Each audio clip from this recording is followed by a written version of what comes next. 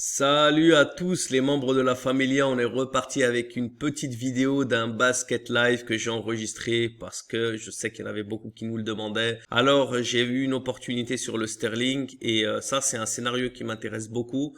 On a un Sterling qui reste positif sur le Matrix, les autres ne sortent pas du lot et on voit que d'un coup sur le Power il est à 3. Ce qui ne s'est pas encore actualisé sur le Matrix.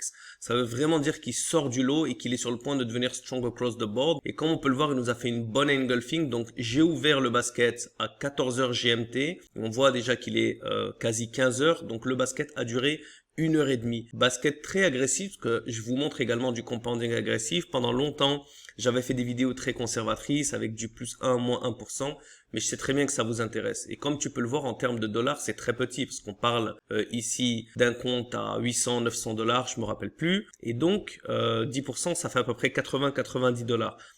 On est capable de prendre un risque de 80-90 dollars, parce que ça va pas changer ta vie si tu trades avec un plus petit montant. Bien sûr qu'on ne le ferait pas avec un compte à 50 000 ou 100 000 dollars, mais c'est important de prendre les choses en toute proportion. Et donc, comme on peut le voir ici, il est monté à 9.8, 9.9 et il a atteint les 10%. Donc, quelle était la leçon rapide de ce basket? C'est que, comme tu peux le voir, tu n'es pas obligé de prendre des baskets qui sont uniquement en grande extrémité. Mais parfois, quand tu as une devise qui sort du lot, d'un coup, tu as le sterling qui passe à 3. Et c'est pas encore actualisé sur le Matrix. Il y a quand même des locks. Regarde, on va faire un petit tour. Il y a quand même des locks. Un engulfing au niveau de la lock. D'accord? On n'a pas eu des gros renversements. Il continue dans la tendance. Le GBP4, pareil, il a fait un retracement, mais il continue dans la tendance. Le sterling suisse, on aurait pu le prendre, mais j'ai pas pris trop de risques. Le sterling yen, je l'ai quand même pris parce qu'il avait une tendance magnifique.